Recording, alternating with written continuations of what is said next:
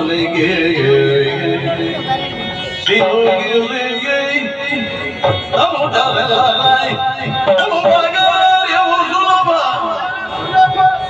ಏನು ತಲೆ ತಮ್ಮ ಮನದೊಳಗೆ ಅಳುವ ಸುಮನ ಸರಿಗೆ ಧೈರ್ಯವೋಗಿ ಶಕ್ತಿ ರೂಪಿಣಿ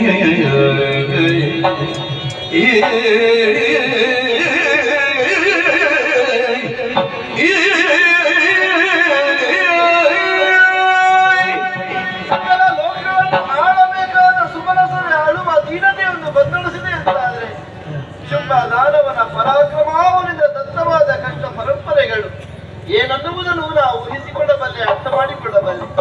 ಆದ್ದರಿಂದಲೇ ನೊಂದ ದಿವಂಗತರನ್ನು ನಾನು ಸಂತೈಸಿದವಳಿದ್ದೇನೆ.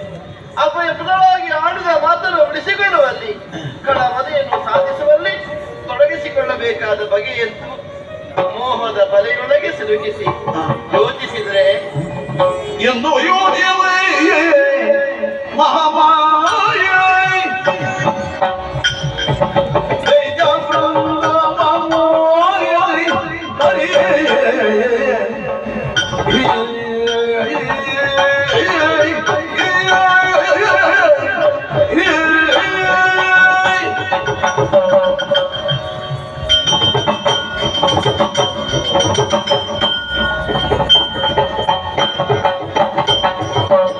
ಎಂದು ಯೋಚಿಸುವೆ ಮಹಾಮಾಯ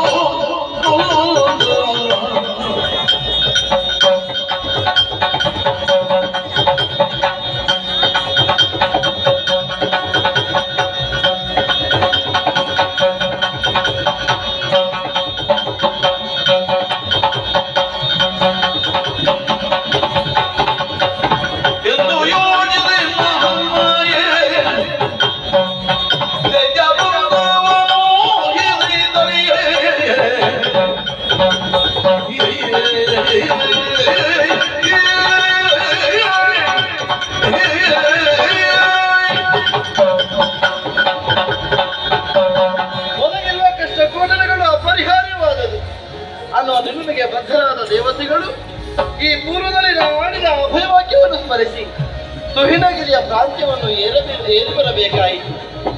ಒಲಿದು ಅಭಯಗಳಾಗಿ ಆಡಿದ ಮಾತನ್ನ ಮುನ್ನಡೆಸುವಲ್ಲಿ ಯೋಚನೆ, ಪೂರಕವಾದ ಯೋಜನೆ ಎರಡು ಅನಿವಾರ್ಯ ಅನ್ನುವ ನೆಲೆಗಟ್ಟಿನಲ್ಲಿ ತೊಡಗಿಸಿಕೊಳ್ಳುವ ಬಗೆಯಂತು ಸಾಮಾನ್ಯರಂತಲ್ಲ ಶುಂಭದಾನವನ ಜೀವನ.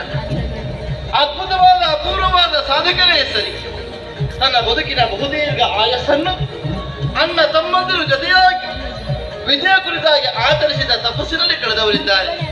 ಪ್ರತ್ಯಕ್ಷಗೊಂಡ ಬ್ರಹ್ಮನಲ್ಲಿ ಕೇಳಿದ್ದಾದರೂ ಏನನ್ನ, ಯಾವಳು ತನಗೆ ಮರಣ ರೂಪದಲ್ಲಿ ಒದಗಿ ಬರ್ತಾಳೆಯೋ ಅವಳು ಅಯೋನಿಜೆಯಾಗಿರಬೇಕು, ಆದರೂ ತಾಯಿ ಹೆತ್ತ ಮಗಳಾಗಬೇಕು. ತಾಯಿ ಹಡೆದ ಮಗಳೇ ಹೌದು ಅಂತಾದ್ರೆ ಅಯೋನಿಜೆ ಎಂದೆಣಿಸಿಕೊಳ್ಳುವುದಕ್ಕೆ ಸಾಧ್ಯವೇ?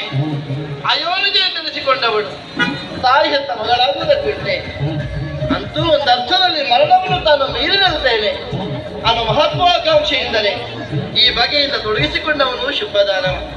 ಎಷ್ಟು ಭಾವಂ ತತ್ತು ಭವತ್ತು, ನಾವು ಹೇಗೆ ಭಾವಿಸ್ತೇವೆಯೋ ಅಂತೆಯೇ ಭಾವದ ರೂಪದಲ್ಲಿ ಒದಗಿ ಬರುವುದಕ್ಕೆ ದೈವತ್ವ, ದೈವಲೀಲೆ ಅಂತ ಹೆಸರು. ಒಂದರ್ಥದಲ್ಲಿ ನೂತನವಾದ ರೀತಿಯಲ್ಲಿ ನನ್ನನ್ನು ನಾನು ಪ್ರಕಟಪಡಿಸುವುದಕ್ಕೆ, ಉದ್ಘಾಟಿಸಿಕೊಳ್ಳುವುದಕ್ಕೆ ಹೊಸದಾದ ವೇದಿಕೆಯನ್ನು, ಅವಕಾಶವನ್ನು ಶುಭದಾನವ ಒದಗಿಸಿಕೊಟ್ಟಿದ್ದಾನೆ. ಈ ಬಗೆಯಿಂದಲೇ ನನ್ನ ದೈವಿಕ ಲೀಲೆಯನ್ನು ನಾನು ವಿಸ್ತರಿಸಬೇಕಷ್ಟೇ. ಗೌರಿ ದೇವಿಯ ದೇಹಾಂತರ್ಗತರಾಗಿದ್ದ ನಾನು ಹೃತ್ಕೋಶವನ್ನೇ ಸೇರಿ ಕೋಶ ಸಂಭವೆಯಾಗಿ ಕಾಣಿಸಿಕೊಂಡೆ. ಕೋಶವನ್ನು ಸೀಳಿ ಬಂದ ಕಾರಣ ಲೋಕದ ಮಂದಿಗಳು ನನ್ನನ್ನು ಕೌಶಿಕಿ ಈ ಅಭಿಧಾನದಿಂದಲೇ ಗುರುತಿಸಲಿ. ಕೋಶವಾಸ ಎಂಬಲ್ಲಿಗೆ ಗರ್ಭವಾಸ ಅಂತಲೇ ಅರ್ಥ. ಆದರೂ ಗೌರಿ ದೇವಿಯ ಹಡೆದ ಮಗಳು ನಾನಲ್ಲ. ನಾನು ಸಂಕಲ್ಪದಿಂದಲೇ ನನ್ನನ್ನು ನಾನು ಉದ್ಘಾಟಿಸಿಕೊಂಡವಳಿದ್ದೇನೆ. ಮತ್ತು ಮುಂದುವರಿದು ಶುಭದಾನವ ಕೇಳಿದ್ದಾದರೂ ಏನನ್ನ, ಆ ಹೆಣ್ಣು ಕೌಮಾರ್ಯವನ್ನು ಉಳಿಸಿಕೊಳ್ಳತಕ್ಕದ್ದು.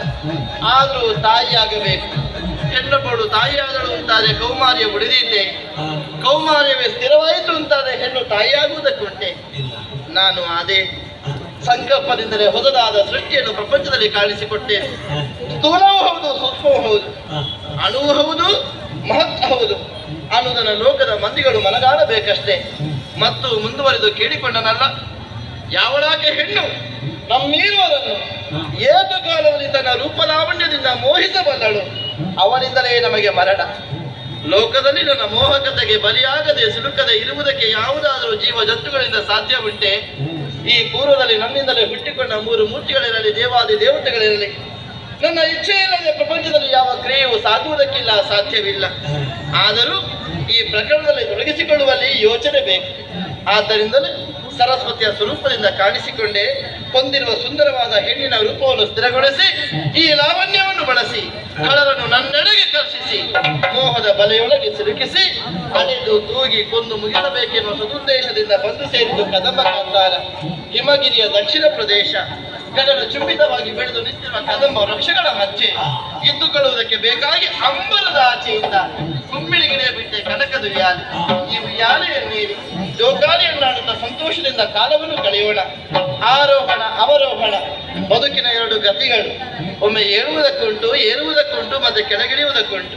ಒಮ್ಮೆ ಮುಂದುವರಿಯುವುದಕ್ಕುಂಟು, ಮತ್ತೆ ಅಷ್ಟೇ ಹಿಂದೆ ಬರುವುದಕ್ಕುಂಟು.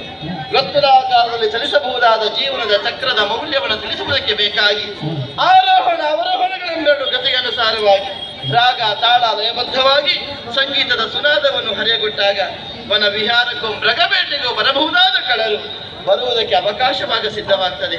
ಎಂತಹ ಪಾಮರನೇ ಇರಲಿ, ಕಟುಕನೇ ಇರಲಿ, ಸಂಗೀತದ ಮೋಹಕತೆಗೆ ಸಿಲುಕದೆ ಆಕರ್ಷಣೆಗೆ ಒಳಪಡದಗೆ ಇರುವುದಕ್ಕೆ ಉಂಟೆ. ಆದ್ದರಿಂದ ಈ ಬಗೆಯ ಸಿದ್ಧತೆ ಮತ್ತು ಇಲ್ಲೇ ಇದ್ದೇನೆ ಅನ್ನೋದನ್ನು ಸ್ಪಷ್ಟಪಡಿಸಲು ತನು ಗಂಧವನ್ನು ಮಾರುತನ ಕೈಗೊಪ್ಪಿಸಿದ್ದೇನೆ. ಹಣವದೆಯ ನಿರೀಕ್ಷೆ ನನಗುಂಟು. ಲೋಕಕ್ಷೇಮವನ್ನು ಸ್ಥಿರಪಡಿಸುವುದಕ್ಕೆ ಬೇಕಾಗಿ ಮೆರೆಯುವ ಕಾಂಚನ ದುಯ್ಯಾಲೆಯನ್ನು ಏಕೆ ಮಂಡಿಸೋಣವಂತೆ.